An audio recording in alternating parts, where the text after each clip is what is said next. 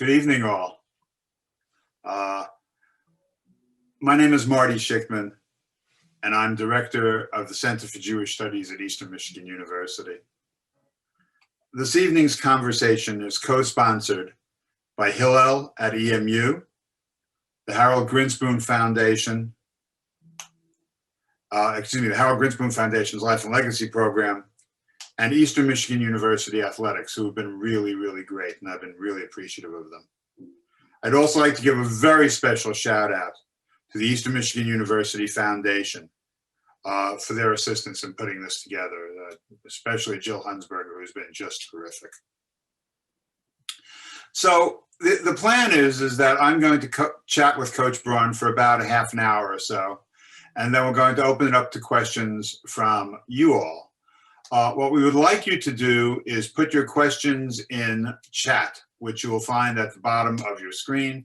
If you will write out your questions, my assistant, Cole Nelson, will then select people to ask questions. And we're doing this for a number of reasons, not least of which is that that we don't want a lot of, we expect to have quite a few people here tonight, and we don't want a lot of noise at the same time. So so Cole will basically bring the mic to you and put you on to ask a question at the end.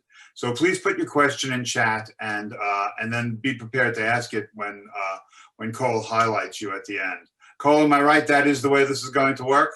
You are absolutely correct. So just keep in mind, if you're putting a question in the chat, be prepared to get your face put up in front of everybody to ask it.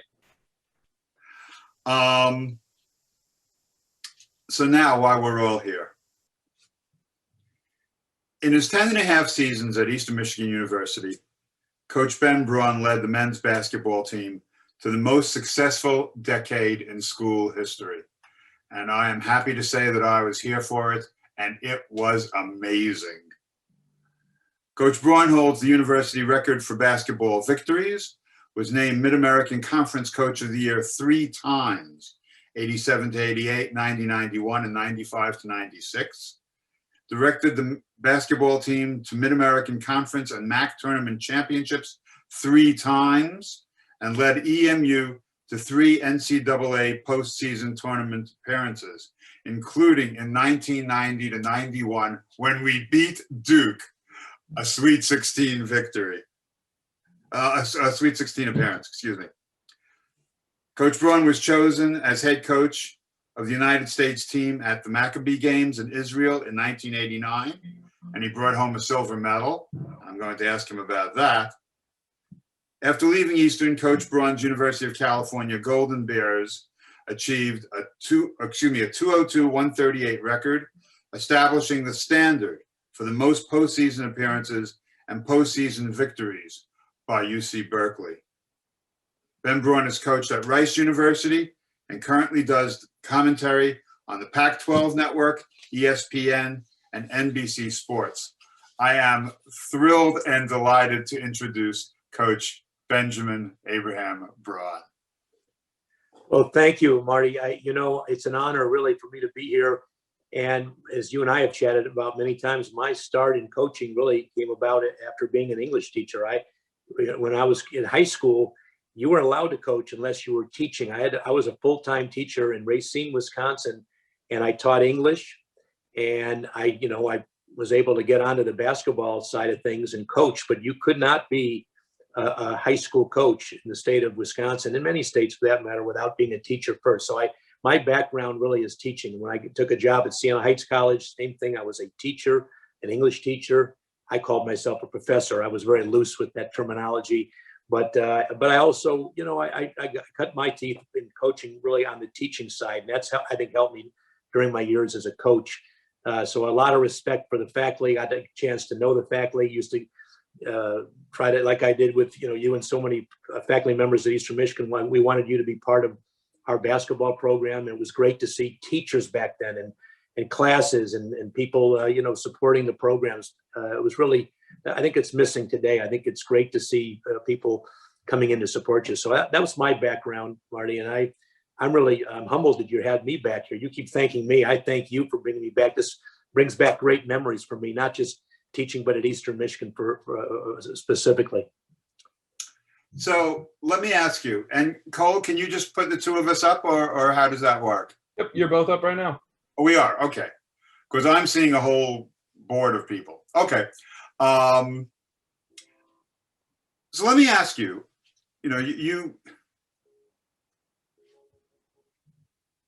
the fraternity of Division I Jewish basketball coaches is really very small.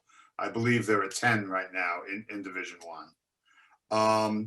And you've reached some of the highest heights. I mean, you've reached the highest echelons. How did a Jewish guy from Chicago and an English major to boot find himself, in the NCAA Sweet 16s? Well, that's a tough question to answer in this small time frame. But I'll say this: my start in coaching and my background might be a little different than people think. Although I grew up in the suburbs of Chicago, we did play in a very diverse league. It was called the Suburban League, but we played against the likes of Proviso East and Jim Brewer, who won the state championship, Bob Lackey and Evanston and Waukegan and Corky Calhoun. And we were in a really tough league. Back then, that was the Suburban League. And some of the best competitors I played against were black kids, African-American kids from that league. So I was fortunate. I didn't just grow up in the suburbs, play against suburban kids. I played against the very best players in the state. And when I went to college, it was the same thing. We played on a very diverse team. And my background really, that's another subject we can get into maybe if we have time. But I really feel that the success and some of my preparation as a coach came from my background as a high school player playing for John Schneider, who won over 800 games, and playing, down to a Sweet 16. But, I was able to, with the success of the teams I had, really a lot of the players I coached were from inner cities. And when I ended up coaching at Siena Heights, which I was there for 8 years, most of the players we had were from the inner city of Detroit. So, I really appreciated the opportunity I had to recruit players who were from the city of Detroit, came out to Adrian, Michigan, and got their degrees and had a lot of success in the basketball court. And when I got to Eastern Michigan, it was very similar. Most of the players we had were from my diverse backgrounds, whether it was from Canada, overseas, inner cities. We always had a diverse team. And so I really credit a lot of the success we had and I've had over the years to being able to get people from different backgrounds and get them to play and get along, get great team chemistry, put together staffs, same thing. And even get the support system, a diverse group of people behind us. So I think if you're going to be successful, you got to find out how to live in a world of diversity. And so as a Jewish coach, there weren't many Jewish coaches out there. I agree. But I had the help and support of, as I mentioned, the inner city community, local communities. I had some bumps along the way. I know that there were people that maybe particularly didn't want to play for a Jewish coach or had questions about me or, my background. But I never really let that get to me. And as I told our players, don't let anybody's expectations or prejudices get to you. I don't care who you are. I said, your abilities are going to depend on you and you only, and there'll be obstacles along the way. People aren't going to like you for some not very fair reasons, but continue to be the best you can be. And, put those thoughts out of your mind and just really draw on your own strength. So I was fortunate to coach. I know I was turned down for some jobs, I believe, at the time, because I think the schools, they were high major schools, didn't want to hire a Jewish coach. And at the time, I can tell you, I had an African-American girlfriend, and that didn't go over very well back in the early 70s and the 80s. That was not fashionable. It was probably looked down upon. Again, I didn't care. I just went, I was fortunate to be in environments, Eastern Michigan, obviously one of those, and Cal, Rice, Siena Heights places, inner city of Racine, where the background in those places they were diverse, and they were I think they were tolerant of people who had differences. So I've kind of grown up and been involved in that, and I think that's what education is about. That you're in Jewish studies now. It's important that you take some of the things and maybe some of the odds that are against you, and you continue to fight through those things. I'm going to follow up on that a little bit. So, as you know, college and professional athletes and coaches are no longer willing to, as I believe it was LeBron James was told, shut up and dribble. especially as they've been witnesses to racial and ethnic inequality in America. I found it interesting that even before many elite players began speaking out against injustice in America, you told the Eastern Echo, and this is a quote from you, "I definitely encouraged our players to be sensitive and sympathetic to social, religious, and ethnic injustice. Silence or indifference is always unacceptable." I find that just astonishingly powerful, especially when you said it. Would you be willing to chat with us about racial and ethnic discrimination as it related to you and your former players? Yeah, I'd love to, Martin. As I mentioned, I didn't just coach basketball. I coached baseball. I coached tennis when I was at a small college. And I remember, from a player standpoint, having players that went through some really challenging situations. We were down in Georgia. I won't tell you exactly where or when, but I had a couple of African-American players on the team who were from Detroit, and they were subjected to racial epithets, and there were some people from the opposing team's dugouts, you're very blatantly using the N-word. And I remember going to home plate and said, "We're going to stop the game." And I got the other coach out there. I said, "Hey, if this happens, if this is not going to be under control, if I hear this again, we're gone. I'm taking my team off the field." And he knew we were business. I meant business, because there's just no tolerance for that. So we ended up finishing the game. But it was a really tough experience for a couple of those players. But I commended the players on my team and the coaches that felt for those players that had to hear that and go through that. And I think my players, at least I earned the respect of those players that knew I stood up for them. So after the game, this team felt bad, at least the coach did. So, "Listen, we'd like to make this up to you. We'd like to invite you over to our cafeteria and invite you for lunch." And I said, "No, thanks. We play Morehouse later. They're going to be inviting us over. We're going to go to Morehouse. We feel more comfortable at Morehouse." As you know, the predominantly African-American university there. So that thing came up early. And then there was an incident at Eastern, which many fans might remember, or actually you wouldn't remember it because you weren't able to see the game, but we were playing San Francisco State in a non-conference game, and the Eastern Michigan Student Senate and I think Black Student Association staged a protest because of some things that had happened on campus. And they staged it during our game. And I think you might remember this. They walked out in the court, stopped the game, and I walked over because I knew the leaders there. And I said, "Hey guys, listen, I hope we can make this happen. I will join you, but let's not disrupt the game or stop the game." They said, "Coach, listen, we apologize. We're your biggest fans. We respect you, your players, but we need to do something that'll get the attention of the media, of the rest of the student population." And he apologized, and I kind of understood it. So they stopped the game at the time, and everybody filed out. And so that game was stopped, and we ended up going back in the gym, I think playing the game anyways, but in an empty gym. There were no fans. And so, I understood that.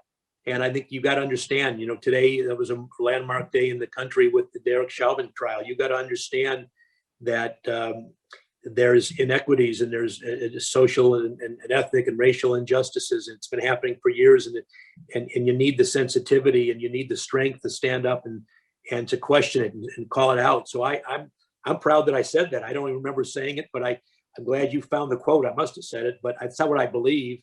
And I think that's what the players believed as well. I remember my players one time, this is an interesting, funnier story. I'll get into one. And they said, "Hey, Coach, we don't think we should have to go to school on practice on Martin Luther King Day." And I said, "That's interesting. Tell me why." "Well, it's a holiday. We need to observe it. We shouldn't practice." And I said, "Okay, that's fine." They said, "Really? We won't have to practice?" I said, "No."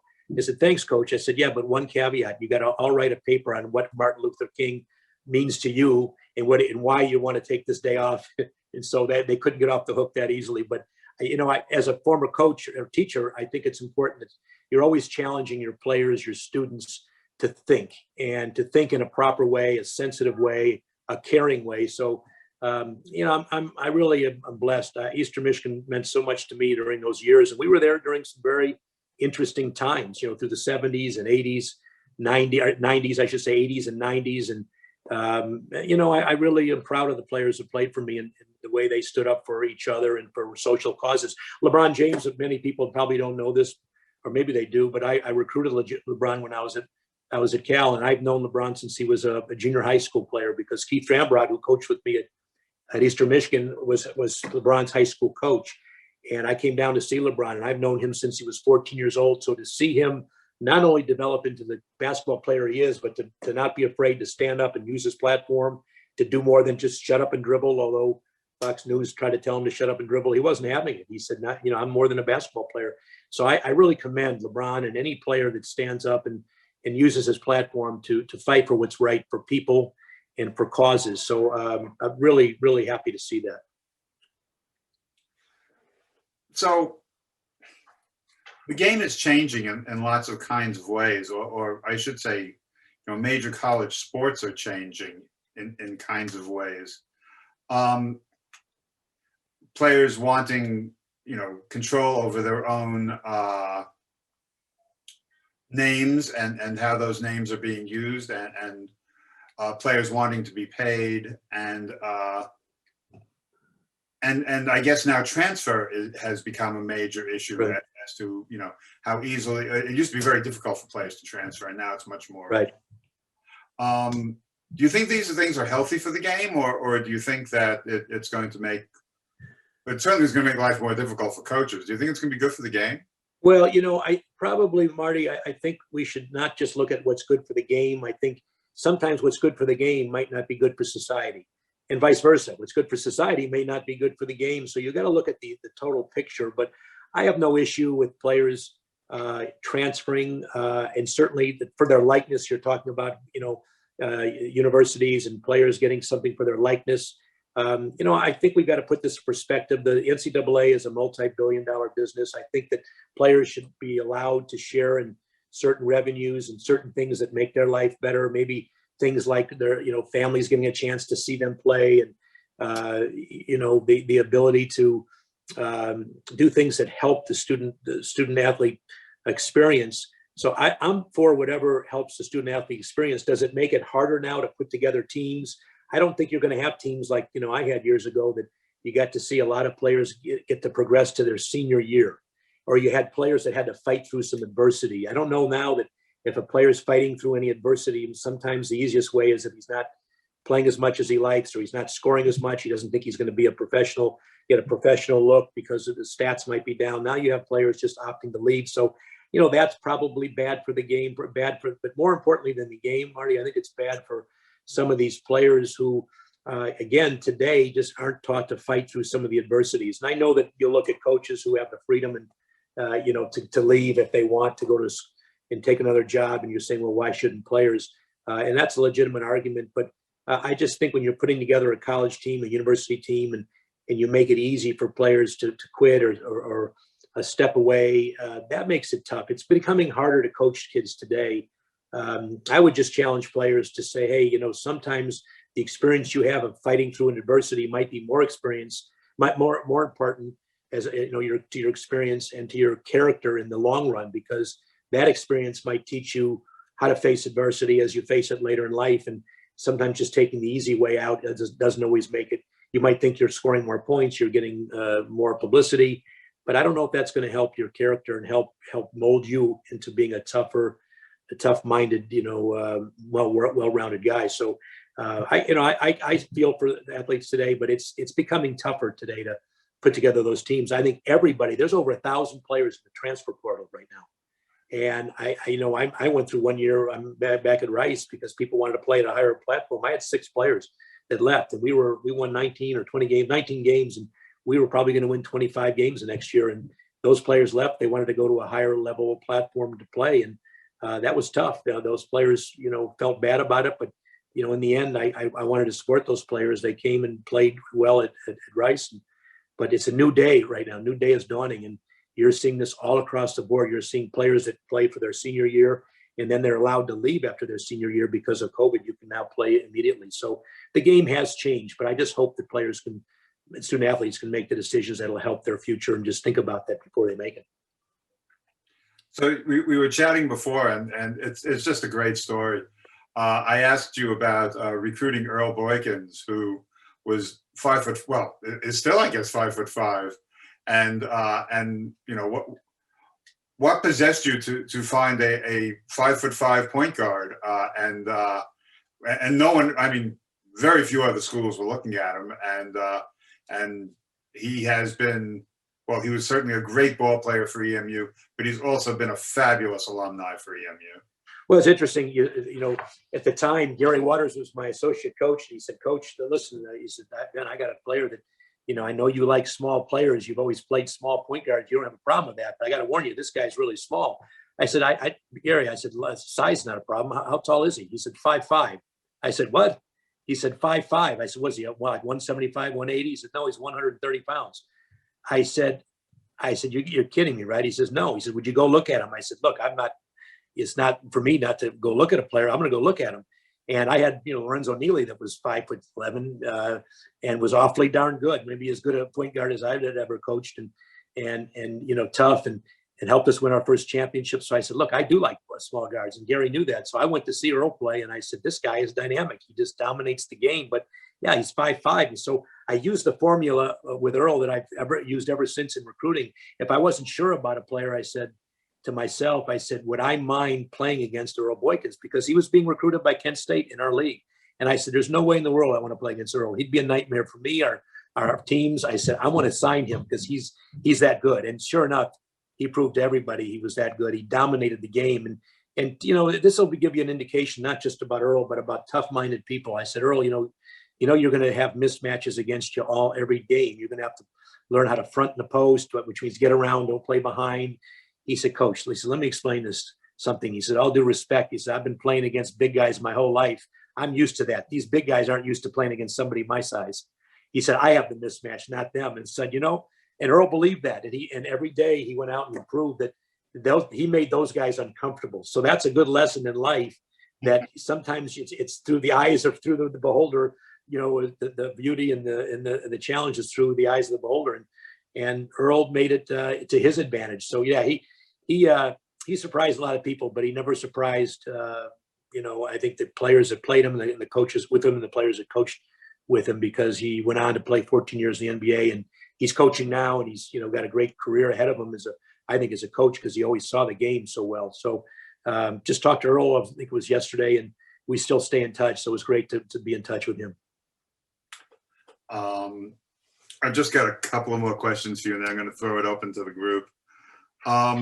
Okay, so recently, just a few weeks ago, there was a bit of a scandal in the NBA about a ball player using an anti-Semitic slur while playing a video game, and he recorded himself while playing a video game, and the player was chastised both by other players and the league.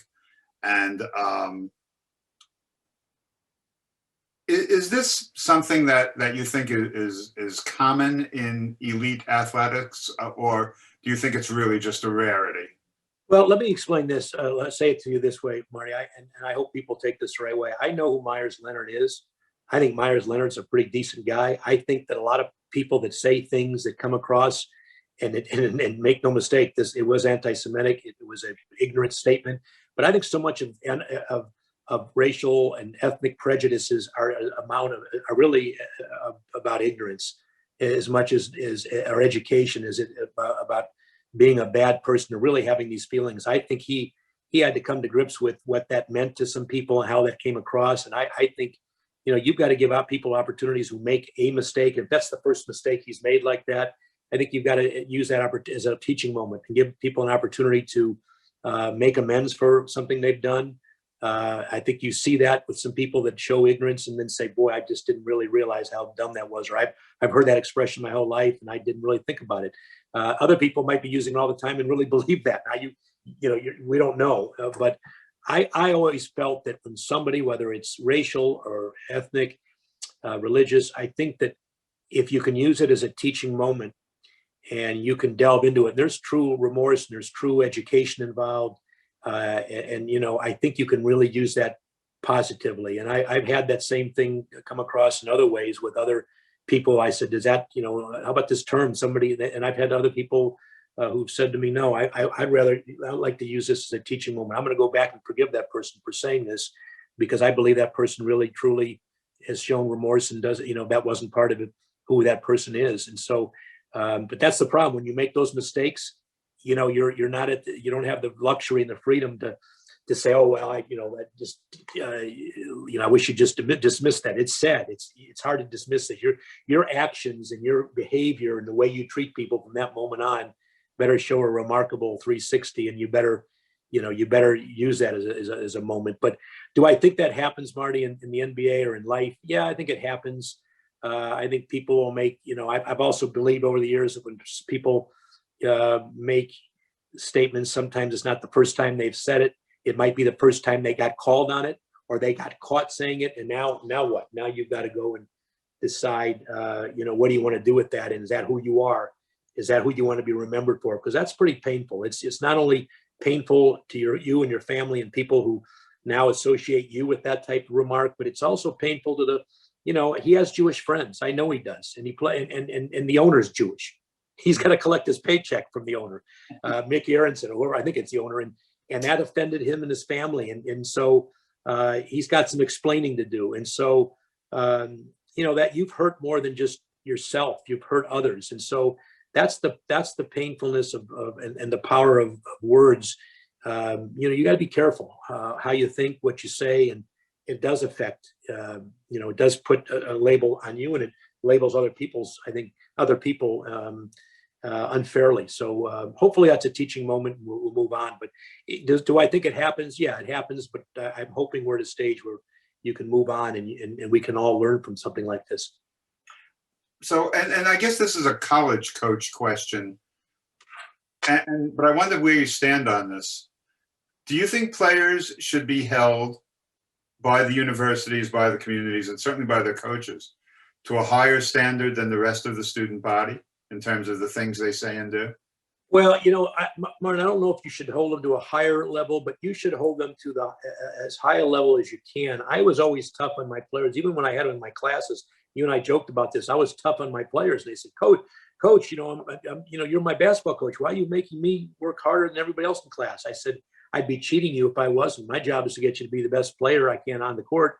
My job is to get you to become the best student you can be in the classroom. And if I don't stay on top of you, then I'm cheating you. So, I always held our players to had them hold to a high standard. I know that Bobby Knight used to say this. He said, and this was no offense to professors or teachers, because I considered him really to be kind of a teacher, and I was too. But he said, there's no professor, there's no teacher that's going to be tougher.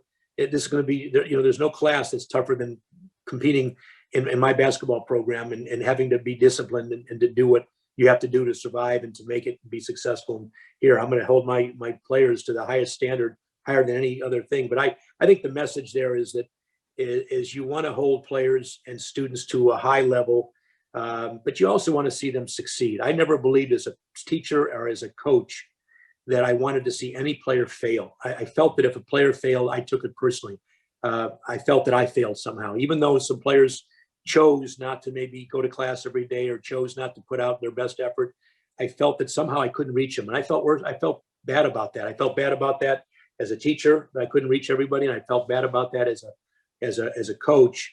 And ultimately it's up to the student athlete. But I just felt was while I was teaching, while I was coaching, my job was to have them hold themselves and each other and me as their coach to the highest standard possible. And I tried to do that. And I think most of the time we had success with that philosophy. And I hope today players can go back and, and they'll even say, well, listen, I'm coaching my son or my daughter, and I'm going back and doing some of the things you did to me. I said, that's a compliment. I'll take it as a compliment. You don't always think it works, but they used to make fun of me for telling them what to eat in pregame meals. And I remember Grant Long saying to me one day, he said, Coach, I eat what you told me to eat because I realized I can't play in the NBA if I don't eat good meals. I said, now you figured it out, but you couldn't get to high school and college kids because they were going through that period where they kind of had all the answers. And you were their coach or their pseudo parent, and you were giving them all this gibberish, all this jargon, and they didn't really buy it. But I don't think there's anything wrong with holding players and students to a high level. And should they have more of a high level than the rest of society? I don't think so, but they should have the highest expectations of themselves. Their expectations should be higher themselves. And they should respect having played the game and representing their university. I always felt our players at Eastern Michigan did more than just play basketball. They wherever anybody saw them, I wanted them to know that people would view them as an Eastern Michigan student athlete as well. Well, I said to you earlier that I thought you ran an extraordinarily classy shop when you were our coach. I mean, it was a pleasure to watch your kids in every possible way. They were amazing competitors, but they were great kids. And my last question for you before I open this up, I would just like you to tell us a little bit about what it was like coaching the U.S. team at the Maccabee Games. Well, that was interesting. The student athletes and the Jewish student athletes that I coached came from a lot of really competitive programs around the country, and these were some of the top Jewish players in the United States, and they all were successful. Whether they went to Hofstra, University of New Mexico, some were from Chicago, some were from LA, but when we got across and we got a chance to play against other Jewish athletes around the world, from Canada, from Israel, from Brazil. I mean, we played against, it was like it was like the Olympics. And we got a chance to visit Israel, which was great for me and for my family. It was great for these kids. Some of these kids, it was their first trip there, and they realized, how important that was from an identity standpoint. We got to visit the Holocaust Museum, which was really meaningful. We got to tour and visit kibbutzes. We got to see how life was in a pretty free and democratic society back there.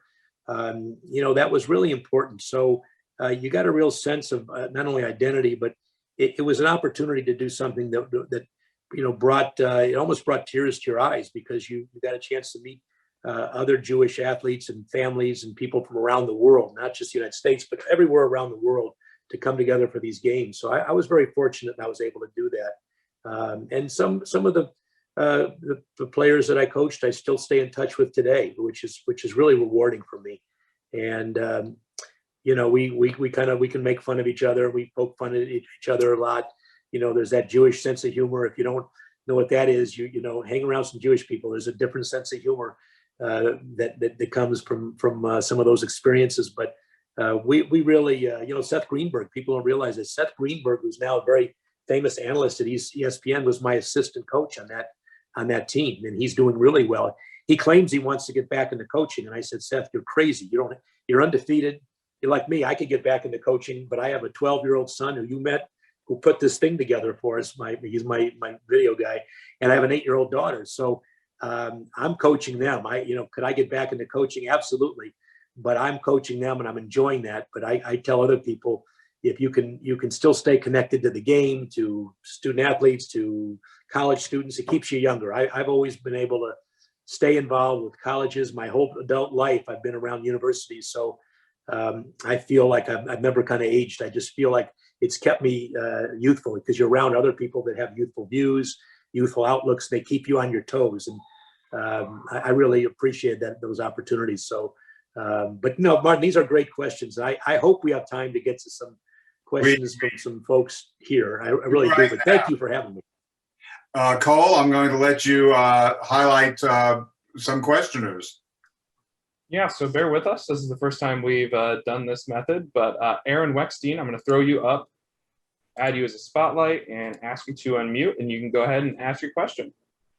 Hi, Coach Braun. So can you comment on what it takes to bring major opponents to mid-major schools such as EMU? I know during your time you brought Wisconsin to EMU. I know to get your strength of schedule up so you can make the NCAA tournament, sometimes it's really difficult because the big schools don't have anything. They have a lot to lose. And, No, you mentioned a really challenging thing. We were able to do it back in the day, Aaron. I don't know quite, it was my relationship with the coaches there and the ADs. I had a personal relationship, but I know after we played Judd Heathcote, we beat Judd at Michigan State. He came up to me after the game, shook my hands and says, Merry Christmas, Happy Hanukkah, and all the rest. We'll never play you again over here. I mean, because we beat them. And same with Wisconsin. We were up 55-17 at half, and they were nationally ranked. And so that was never going to happen again. But, you have to have a personal relationship. I think you have to maybe play 2 games. I think we had to play 2 for 1. Maybe you play 2 games at Wisconsin for their 1 game there. They don't need the money, so it wasn't that we could bring them in to pay, or they had to be playing somebody else in the area and they just wanted to play against what they thought was a good team. But today, very few coaches will do that. So I don't know if you're going to get those kinds of schools coming in to play you at Eastern Michigan, although you can seat 8,000, 9,000. It'd be great to, to get a Michigan to come over, Michigan State. By the way, that Wisconsin game, which was in the old field house, as I remember that game, and that place rocked. That was the most amazing basketball game I had ever seen. Well, hey, Marty and Aaron, how'd you like to be me? And Cole, I see you guys. I don't see everybody else. But how'd you like to be me? We're up 40 or 30 at halftime. And I looked at my assistant coaches. I said, what do I say at halftime? I didn't know what to tell our team. I said, I could only screw it up from here. He said, just go in there and keep telling them to keep doing what they're doing. Of course, they caught up and they made up about 30 points on us because they had Michael Finley and they had some pretty good players there. But I'd love to see, Eastern get the chance, and mid-majors for that matter, get the chance to bring schools back in. I think the secure coaches that have been coaching for a lot of years that aren't worried about getting fired, they'll bring their team into play. But some of these coaches are worried about their record of losing. They probably won't because they're afraid if they lose, they might get fired. And by the way, Stan Van Gundy, the coach Wisconsin, after we beat him, got fired. And so I kidded him. I said, that'll teach you to play us at Eastern Michigan. He lost his job the next year. And of course, he went to the NBA, but that was the end of his college coaching career. So case in point, right, Aaron? Yep. Thank you for your time. Thank you. No, thanks, Aaron. All the years watching games when I was at school there. So it was a lot of good times. Love your gear. Thanks. Cole? Yep. Just got to take some time to move everyone around. I think we're going to add Clara Silver. She had a couple of good questions. I'll let her pick which one. Give me 1 second. This is a Jewish audience, a lot of Jewish audience. You're not going to get one question. You get several. Right. Yeah. One right? follow up. Yeah. Exactly. Well, my questions are actually kind of related. So maybe I'll ask them both sort of as one. So one of the things that I've been thinking about over the last couple of years is how Colin Kaepernick really took the lead on racial justice protesting, and he's continued to be blacklisted. And I'm wondering if you have thoughts on why that is. And then the sort of corollary to that is, why do you think the NCAA is still tolerating such obvious and vast gender inequality? Yeah, no, great, Clara, great question. And, at the time I had my feelings on the Kaepernick. It was very controversial, but I never felt that Colin Kaepernick, whose mother is white and whose father is black and, is biracial, but he wanted to make a statement. I never felt that he was doing something that to me was disrespectful. He wasn't turning his back on the flag. He wasn't saying if you were not to stand up to the flag. He was making a statement that got the attention of people. And I don't think that was really a sign as much of disrespect as, think about Tommy Smith and back in the day when they stood up and they put their fists up. I think it was to bring an awareness there. And, is he happy to be living in America? Certainly. Is he mad at all white people? No, his mom's white. I mean, but I think he wanted to make a statement. And I think today people are seeing that it was more about the statement he made and the injustices, which, by the way, if you want to say, was he right or wrong? You can't say he was wrong. He foreshadowed some pretty rough times ahead. Think about how eerie is that about taking a knee to the knee on the neck. And that's, he foretold something that was going to come. And so I think that you gotta look at the message in everything. And I hope people can get through to the message he had. And go from there. And what was the second part of your question? Yeah. So, and actually the key part of the Colin Kaepernick question is, why is the NFL still blacklisting? Oh, I don't think. But the second part is, why is the NCAA tolerating so much gender inequality? Well, I think that, again, I think it's changing now. I think you're seeing the NBA and I think you're seeing it was really the football conferences that had problems with it right away. The NBA had no problems. Of course, most of the NBA is African-American. So there had to be some sensitivities there. College basketball is the same thing. NFL, was slow to kind of come around on that. And it didn't help when the president of the United States was calling it disrespect and we're going to fine you if you don't stand. I think he inflamed and I don't care what your political background is or who you supported, but you can't argue that was inflammatory. There was no respect for that. You could talk about disrespecting, but the way that was handled, I think, by our nation's leader at the time, you can't go around turning and fining, and you got to be sensitive to some of the message, and that wasn't done, and so there was a division that was created and is still created because of it, and that's a shame. That should never have happened. And what about the gender inequality in the NCAA? Oh boy, just a pretty recent. No, you know what, and that's that. It's not even the pay scale as much as it is the opportunities and the facilities. You're talking about the NCAA women.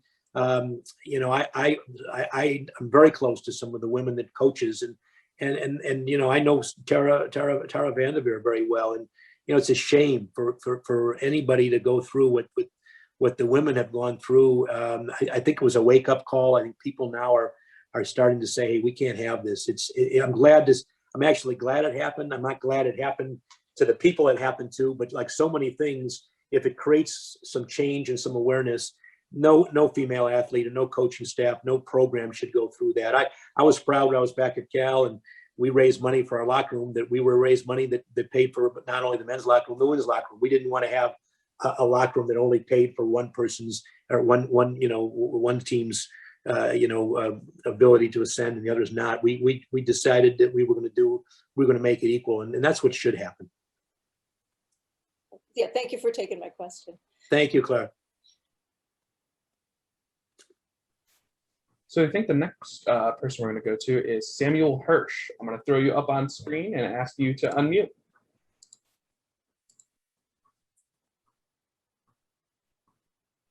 Make sure you click to unmute yourself. Yes. There we go.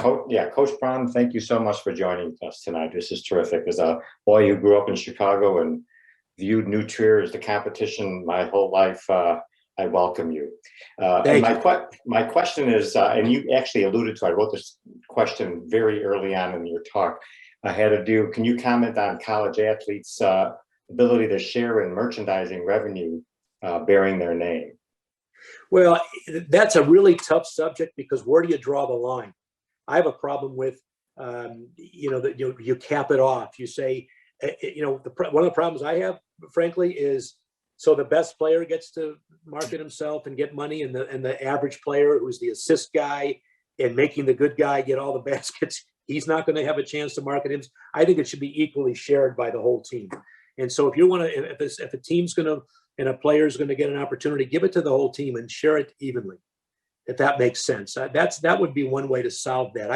I think that just every man himself, go market yourself, and then it's every man for himself, and it's no different from the NBA. And Earl Boykins made an interesting point. He said, every year, he said 3 or 4 teams can win the NBA championship, and the other teams can't. I said, so what are you saying, Earl? He said, that's a horrible atmosphere to be in, because then it's every man for himself. He said, every team has a team full of guys trying to get their stats up so he can get his next contract and make money. There's no such thing as a team.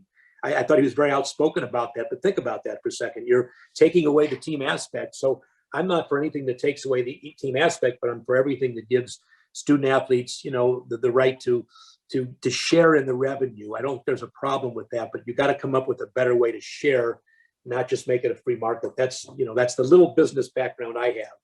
I would say that. I'm not sure if you agree with it, but that's kind of my thinking.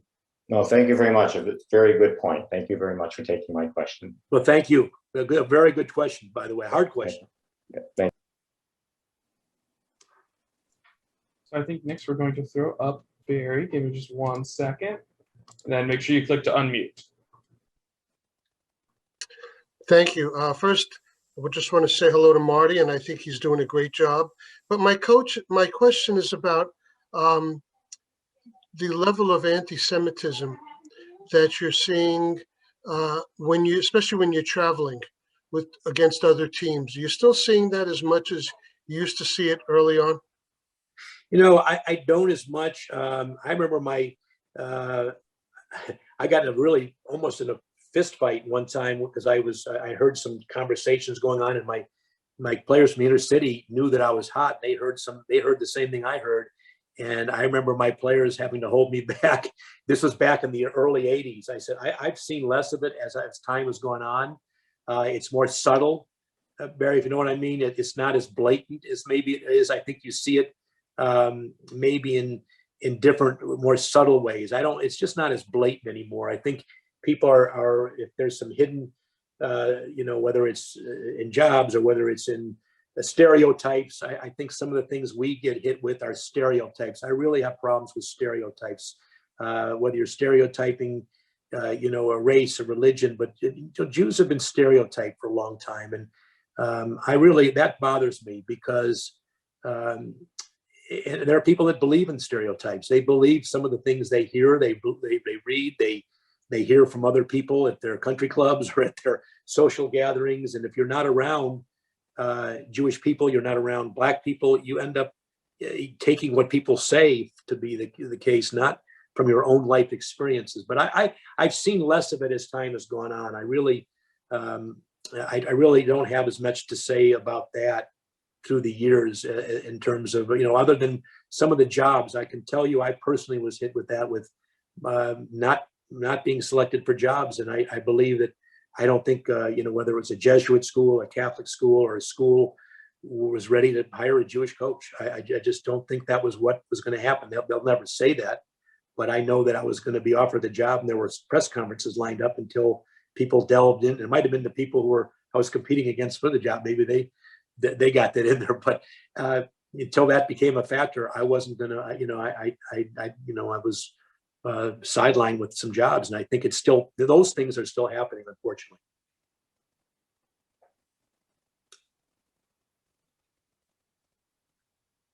Thank you. Now that was my only question. I really do appreciate this, though. This is pretty enlightening. Well, Barry, thank you. These questions are really good. We could spend Martin, your whole class on this alone. I mean, there's just subtle things that go on, and it's not the blatant things. It's like, I've had friends who say to me, the people who are blatant, I don't mind them because you can see them coming. It's the one that are hidden behind, you don't know where they're coming from, how to fight them, and there's so much,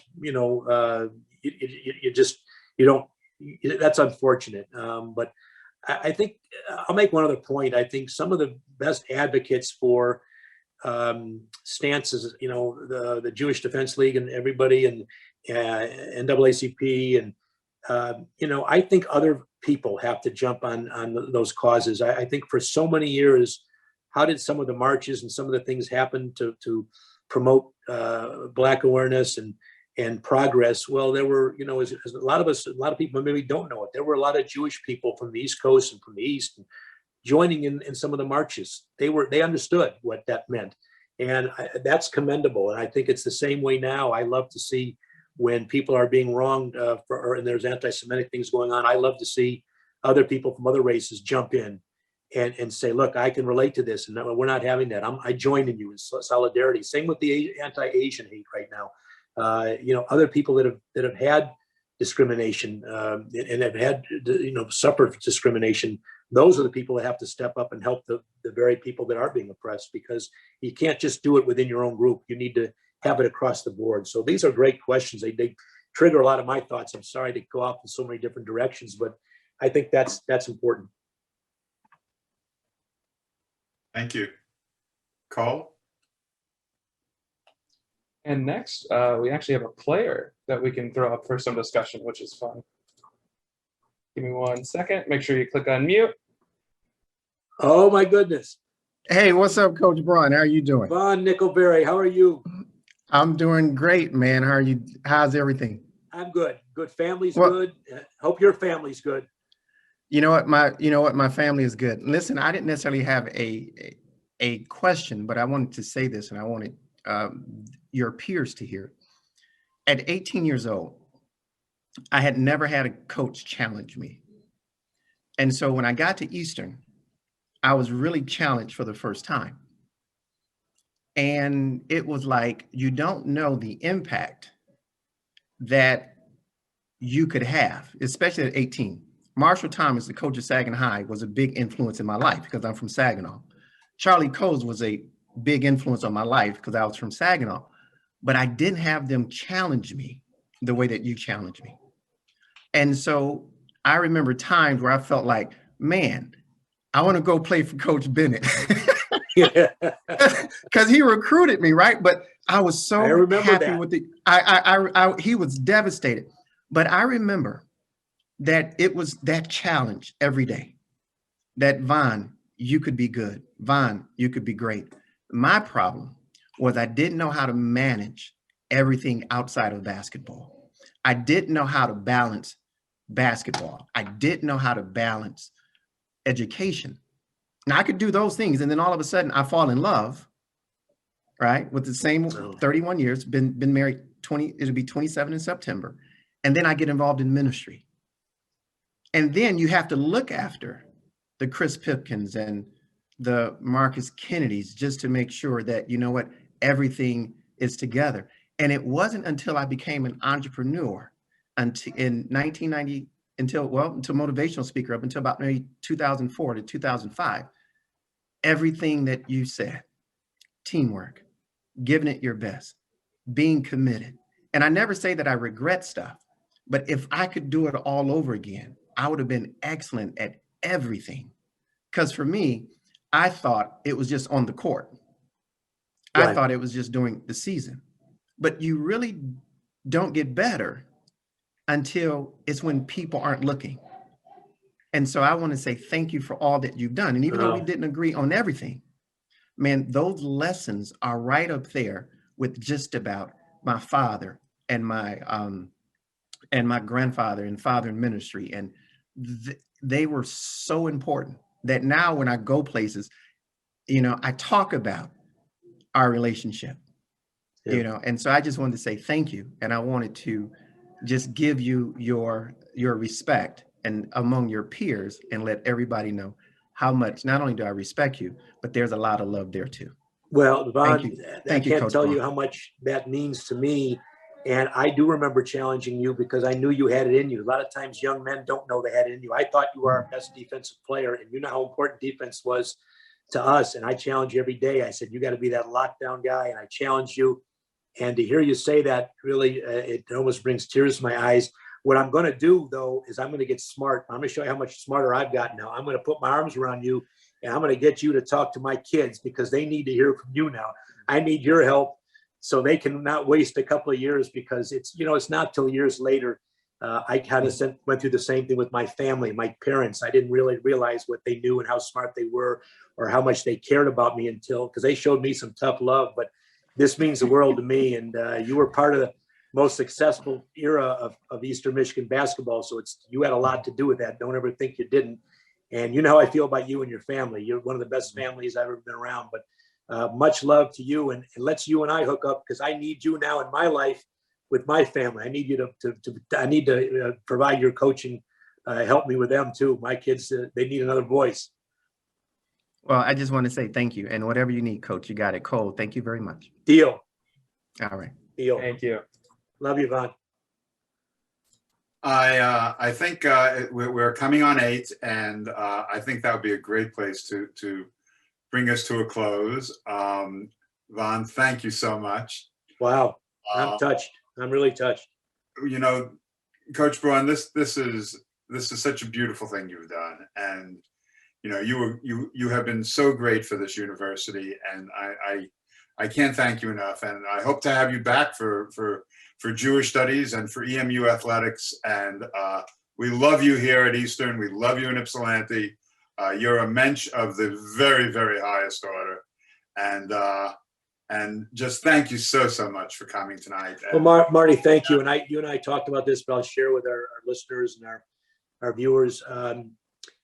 You know, there's going to come a time, which I hope will be sooner than later, when we're going to be able to get on planes and take off and sit in on your class. I promised Stan Heath I'd come there and support, you know, the new coach who played it for me as well, to support his program. And I want to do that. So I want to be back. You know, Eastern today is some of my best memories are still wrapped up at Eastern. It's the players for sure, but it's also the community, the fans, the faculty that made and make Eastern as special it is today. So I want to come back and give back, and I'm happy to do that. So hold me to it. Get me back in your classroom in person. And I want to hopefully get a chance to see who is in our queues today and who is there. I like to, you know, kind of touch, if I can, touch base with those folks again, because it's been a lot of years for a lot of people, but It seems like it was yesterday. So Marty, thanks for having me. I really mean that. Oh, you are much loved here. Thank you so Thank you.